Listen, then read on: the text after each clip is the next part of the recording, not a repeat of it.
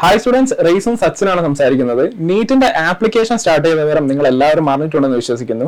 April 6 മുതൽ May 6 വരെ neet.nta.nic.in എന്ന വെബ്സൈറ്റ് വഴി നിങ്ങൾക്ക് അപ്ലൈ ചെയ്യാവുന്നതാണ്.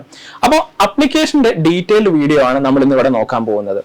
അപ്പൊ നീറ്റിന്റെ വെബ്സൈറ്റിൽ കയറി കഴിഞ്ഞാൽ നിങ്ങൾക്ക് സ്ക്രോൾ ചെയ്തു കഴിഞ്ഞാൽ രജിസ്ട്രേഷൻ ഫോർ നീറ്റ് എന്ന് പറഞ്ഞ ലിങ്ക് ക്ലിക്ക് ചെയ്യാവുന്നതാണ്. അത് ക്ലിക്ക് ചെയ്തതിനു ശേഷം പോപ്പപ്പ് വിൻഡോയിൽ ഓക്കെ കൊടുത്ത് നിങ്ങൾക്ക് പ്രൊസീഡ് ചെയ്യാവുന്നതാണ്.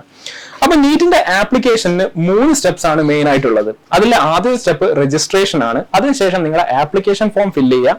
തേർഡ് സ്റ്റെപ്പ് അല്ലെങ്കിൽ ലാസ്റ്റ് സ്റ്റെപ്പ് എന്ന് പറയുന്നത് പേയ്മെന്റ് കംപ്ലീറ്റ് ചെയ്യുകയാണ്. ഓക്കെ, അപ്പൊ നമുക്ക് രജിസ്ട്രേഷൻ ചെയ്യാൻ ന്യൂ രജിസ്ട്രേഷൻ എന്ന് പറഞ്ഞ ബട്ടൺ ക്ലിക്ക് ചെയ്തിട്ട് പ്രൊസീഡ് ചെയ്യാവുന്നതാണ്. അപ്പം ന്യൂ രജിസ്ട്രേഷൻ എന്ന് പറഞ്ഞ ബട്ടൺ ക്ലിക്ക് ചെയ്തതിനു ശേഷം നിങ്ങൾ ഇങ്ങനെ ഒരു പേജിലേക്കാണ് റീഡയറക്ട് ചെയ്യപ്പെടുന്നത്. ഓക്കെ, ഇവിടെ നിങ്ങൾക്ക് പേയ്മെന്റ് ഡീറ്റെയിൽസ് അല്ലെങ്കിൽ ഫീസിന്റെ ഡീറ്റെയിൽസ് ആണ് കാണാൻ സാധിക്കുന്നത്. അപ്പം ജനറൽ കാറ്റഗറി അതേപോലെ റിസർവേഷൻ, ഇന്ത്യക്ക് പുറത്തുള്ള സ്റ്റുഡൻസ് ഇവരൊക്കെ അടയ്ക്കേണ്ട ഫീസ് എത്രയാണെന്നുള്ളത് നിങ്ങൾക്ക് ഇവിടെ കാണാൻ സാധിക്കും. ഇതോടൊപ്പം തന്നെ നിങ്ങൾ അപ്ലൈ ചെയ്യുമ്പോൾ ശ്രദ്ധിക്കേണ്ട പല കാര്യങ്ങളും നിങ്ങൾക്ക് ഇവിടെ കാണാൻ സാധിക്കും. നിങ്ങൾ അപ്ലോഡ് ചെയ്യേണ്ട ഡോക്യുമെന്റ്സിന്റെ ഡീറ്റെയിൽസ് എല്ലാം നിങ്ങൾക്ക് ഇവിടെ കാണാൻ സാധിക്കും. അപ്പൊ ഇതെല്ലാം ഒന്ന് വായിച്ചു നോക്കിയതിനു ശേഷം ഇവിടെ ഒരു ഡിക്ലറേഷൻ ചെക്ക് ചെയ്യാനുണ്ട്. ആ ഡിക്ലറേഷൻ ചെക്ക് ചെയ്തതിനു ശേഷം നിങ്ങൾക്ക് ക്ലിക്ക് ഹിയർ ടു പ്രൊസീഡ് എന്ന് പറഞ്ഞ ബട്ടൺ ക്ലിക്ക് ചെയ്തിട്ട് പ്രൊസീഡ് ചെയ്യാവുന്നതാണ്. ഓക്കെ, അപ്പം ആപ്ലിക്കേഷന്റെ അല്ലെങ്കിൽ രജിസ്ട്രേഷന്റെ ഈ ഒരു സെക്ഷനിൽ നിങ്ങൾ നിങ്ങളുടെ പേഴ്സണൽ ഡീറ്റെയിൽസ് ആണ് ഫില്ല് ചെയ്യേണ്ടത്. അപ്പൊ ഇവിടെ കാൻഡിഡേറ്റിന്റെ പേര്, father name, mothers name, date of birth, gender, nationality എന്നീ കാര്യങ്ങളെല്ലാം നിങ്ങൾക്ക് ഫില്ല് ചെയ്യാവുന്നതാണ്. നിങ്ങൾ ഇവിടെ ഫില്ല് ചെയ്യാൻ ഉദ്ദേശിക്കുന്ന ഡീറ്റെയിൽസ് എല്ലാം 10th സ്റ്റാൻഡേർഡിന്റെ മാർക്ക് ലിസ്റ്റിൽ കൊടുത്തിരിക്കുന്നത് പോലെ ആയിരിക്കാൻ ശ്രദ്ധിക്കുക. അതിനുശേഷം ഐഡന്റിറ്റി ടൈപ്പ് എന്ന് പറഞ്ഞൊരു ഫീൽഡ് ഉണ്ട്. നിങ്ങൾ അഡ്മിഷന് പോകുന്ന സമയത്തും അതേപോലെ എക്സാമിനേഷന് പോകുന്ന സമയത്തും ഒരു വാലിഡ് ആയിട്ടുള്ള ഫോട്ടോ ID പ്രൂഫ് കയ്യിൽ കരുതേണ്ടതുണ്ട്. അത് ഏതാണെന്ന് നമുക്ക് ഇവിടെ മെൻഷൻ ചെയ്യേണ്ടതുണ്ട്. ഇവിടെ ലിസ്റ്റ് ചെയ്യപ്പെട്ട എല്ലാ ID പ്രൂഫും വാലിഡ് ആണ്. അപ്പൊ നിങ്ങൾ ആധാർ കാർഡ് ആണ് കൊണ്ടുപോകാൻ ഉദ്ദേശിക്കുന്നത് എങ്കിൽ any other valid government identity എന്ന് പറഞ്ഞ ഓപ്ഷൻ സെലക്ട് ചെയ്തതിനു ശേഷം നിങ്ങൾക്ക് നിങ്ങളുടെ ആധാർ നമ്പർ എൻ്റർ ചെയ്യാവുന്നതാണ്. അതിനുശേഷം നിങ്ങൾക്ക് പ്രസന്റ് അഡ്രസ് ഫില്ല് ചെയ്യാനുള്ള ഫീൽഡാണ് നിങ്ങൾ കാണുക. ഓക്കെ, അപ്പൊ പ്രസന്റ് അഡ്രസ് ഫില്ല് ചെയ്യുന്ന നേരം നിങ്ങൾ ശ്രദ്ധിക്കേണ്ട കാര്യം, നിങ്ങൾ ഏത് സിറ്റിയിലാണോ എക്സാമിനേഷൻ സെന്റർ ഓപ്റ്റ് ചെയ്യുന്നത് അവിടെ ഉള്ളവരെ അഡ്രസ് ആയിരിക്കണം നിങ്ങളുടെ പ്രസന്റ് അഡ്രസ്. ഓക്കെ, അപ്പൊ നിങ്ങൾ പ്രസന്റ് അഡ്രസ് കൊടുക്കുന്നതിന്റെ അടിസ്ഥാനത്തിലായിരിക്കും നിങ്ങളുടെ എക്സാമിനേഷൻ സെന്റർ ചൂസ് ചെയ്യപ്പെടുന്നത് അല്ലെങ്കിൽ അലോക്കേറ്റ് ചെയ്യപ്പെടുന്നത്. ഓക്കെ, അഡ്രസ് കൊടുത്തതിന് ശേഷം നിങ്ങൾക്ക് എന്ത് ചെയ്യാം, ലൈവ് ആയിട്ടുള്ള ഒരു മൊബൈൽ നമ്പറും അതേപോലെ ഇമെയിൽ ID കൊടുക്കേണ്ടതുണ്ട്. നിങ്ങൾക്ക് രജിസ്ട്രേഷന്റെ ഭാഗമായിട്ടും മറ്റാവശ്യങ്ങൾക്കുമെല്ലാം OTP ഈ വക ഇൻഫർമേഷൻ എല്ലാം വരുന്നത് നിങ്ങളുടെ ഫോണിലേക്കോ അല്ലെങ്കിൽ ഇമെയിൽ IDയിലേക്കോ ആയിരിക്കും. അപ്പൊ അതുകൊണ്ട് നിങ്ങൾ രജിസ്ട്രേഷന് മുന്നേ തന്നെ ഇതെല്ലാം ലൈവ് ആണെന്ന് ഉറപ്പുവരുത്തിയതിനു ശേഷം മാത്രം എൻ്റർ ചെയ്യുക. ഓക്കെ, അപ്പം അതിനുശേഷം നിങ്ങൾക്ക് പെർമനന്റ് അഡ്രസ് ഫില്ല് ചെയ്യാനുള്ള ഫീൽഡാണ് കാണാൻ സാധിക്കുക. നിങ്ങൾ കൊടുത്ത പ്രസന്റ് അഡ്രസ് തന്നെയാണ് നിങ്ങളുടെ പെർമനന്റ് അഡ്രസ് എങ്കിൽ സെയിം ആസ് പ്രസന്റ് എന്ന ബോക്സ് ചെക്ക് ചെയ്ത് നിങ്ങൾക്ക് മുന്നോട്ട് പോകാവുന്നതാണ്. അതിനുശേഷം നിങ്ങൾക്ക് ഒരു പാസ്വേഡ് സെറ്റ് ചെയ്യേണ്ടതുണ്ട്. 8 മുതൽ 13 വരെ ക്യാരക്ടേഴ്സ് ഉള്ള ഒരു പാസ്വേഡ് നിങ്ങൾക്ക് ചൂസ് ചെയ്യാവുന്നതാണ്. അതിന്റെ അകത്ത് capital letters, small letters, numbers, symbols എന്നിവയെല്ലാം ഉണ്ടാവാൻ ശ്രദ്ധിക്കുക. അതിനുശേഷം നിങ്ങൾക്ക് ഒരു സെക്യൂരിറ്റി ക്വസ്റ്റ്യൻ ഉണ്ട്. അത് ആൻസർ ചെയ്തതിനു ശേഷം ഒരു സെക്യൂരിറ്റി പിൻ എൻ്റർ ചെയ്തിട്ട് നിങ്ങൾക്ക് രജിസ്ട്രേഷൻ കംപ്ലീറ്റ് ചെയ്യാവുന്നതാണ്. അപ്പൊ രജിസ്ട്രേഷൻ കംപ്ലീറ്റ് ചെയ്യുന്നതോടുകൂടി നിങ്ങളുടെ മെയിൽ IDയിലേക്ക് നിങ്ങൾക്ക് ഒരു ആപ്ലിക്കേഷൻ നമ്പർ വരും. ഓക്കെ, ഈ ആപ്ലിക്കേഷൻ നമ്പറും നിങ്ങൾ ഇപ്പോൾ സെറ്റ് ചെയ്ത പാസ്വേഡും യൂസ് ചെയ്തിട്ടാണ് നിങ്ങൾ ഇനിയുള്ള ആപ്ലിക്കേഷൻ പ്രൊസീജിയർ കണ്ടിന്യൂ ചെയ്യുന്നത്. നമുക്കതൊന്ന് നോക്കാം. ആപ്ലിക്കേഷൻ നമ്പറും പാസ്വേഡും എൻ്റർ ചെയ്ത് ലോഗിൻ ചെയ്തതിനു ശേഷം നിങ്ങൾക്ക് ഇങ്ങനെ ഒരു സ്ക്രീനാണ് കാണാൻ സാധിക്കുന്നത്. ഇവിടെ നിങ്ങൾക്ക് സൈഡിൽ ആപ്ലിക്കേഷന്റെ എല്ലാ പ്രൊസീജിയറും അല്ലെങ്കിൽ എല്ലാ സ്റ്റെപ്സും കാണാൻ സാധിക്കും. അവിടെ കോൺടാക്ട് ഡീറ്റെയിൽസ് എന്ന് പറയുന്ന സെക്ഷൻ നിങ്ങൾ രജിസ്ട്രേഷൻ ചെയ്ത സമയത്ത് നിങ്ങൾ കൊടുത്ത ഡീറ്റെയിൽസിന്റെ അടിസ്ഥാനത്തിൽ ഓൾറെഡി ഫില്ല് ചെയ്യപ്പെട്ടിട്ടുണ്ടാകും. അതിനുശേഷം പേഴ്സണൽ ഡീറ്റെയിൽസ് എന്ന് പറഞ്ഞൊരു സെക്ഷൻ ആണുള്ളത്.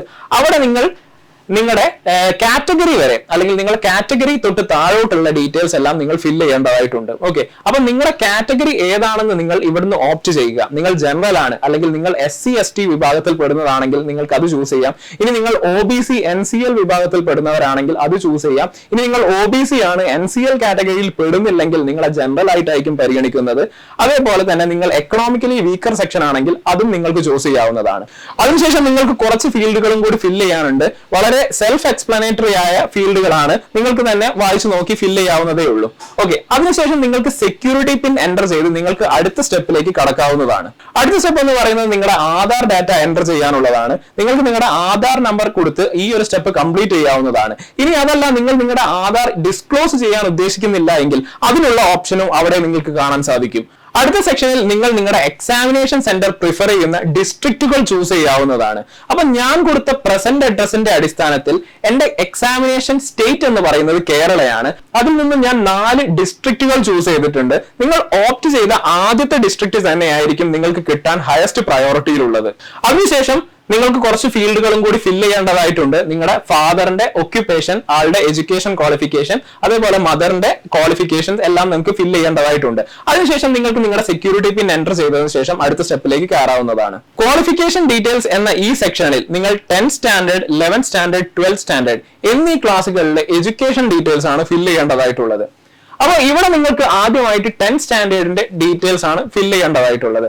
അപ്പം ആദ്യമായിട്ട് നിങ്ങൾക്ക് എന്താണ് പാസ് സ്റ്റേറ്റസ്, അതേപോലെ ഇയർ ഓഫ് പാസിംഗ്, നിങ്ങളുടെ ക്വാളിഫയിങ് എക്സാമിനേഷൻ ഏതാണെന്നുള്ളത്, നിങ്ങളുടെ പ്ലേസ് ഓഫ് സ്കൂളിംഗ്, അതായത് അർബൻ ആണോ റൂറൽ ആണോ, അതേപോലെ തന്നെ ടൈപ്പ് ഓഫ് സ്കൂളിംഗ്, ക്വാളിഫയിങ് എക്സാമിനേഷന്റെ സ്റ്റേറ്റ്, അതേപോലെ ക്വാളിഫയിങ് എക്സാമിനേഷന്റെ ഡിസ്ട്രിക്ട്, പിന്നെ നിങ്ങൾ ഏത് ബോർഡ് എക്സാമിനേഷൻ ആണോ അറ്റൻഡ് ചെയ്തത് അത് നിങ്ങൾക്ക് ചൂസ് ചെയ്യാവുന്നതാണ്.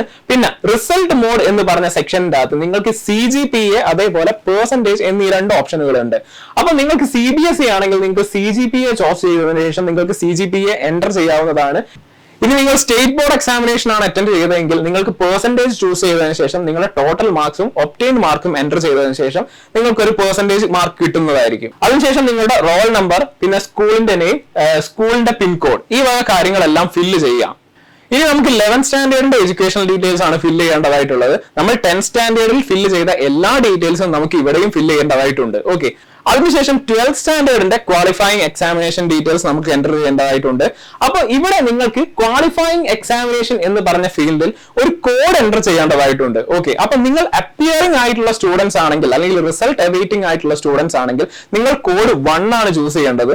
അതേപോലെ നിങ്ങൾക്ക് ഇനി പാസ് ഔട്ട് സ്റ്റുഡൻസ് ആണെങ്കിൽ നിങ്ങൾക്ക് ഇവിടെ കോഡ് 2 ചൂസ് ചെയ്യാവുന്നതാണ്. ബാക്കി എല്ലാ ഫീൽഡുകളും നിങ്ങൾ മുകളിൽ എൻ്റർ ചെയ്ത അതേ ഫീൽഡുകൾ തന്നെയാണ്. അതിനുശേഷം നിങ്ങൾക്ക് നിങ്ങളുടെ സബ്ജക്റ്റിൽ കിട്ടിയ മാർക്കുകൾ എൻ്റർ ചെയ്യേണ്ടതായിട്ടുണ്ട്. ഓരോ സബ്ജക്റ്റിന്റെയും നിങ്ങൾ കിട്ടിയ മാർക്കും അതേപോലെ ടോട്ടൽ മാർക്കും നിങ്ങൾക്ക് എൻ്റർ ചെയ്യാവുന്നതാണ്.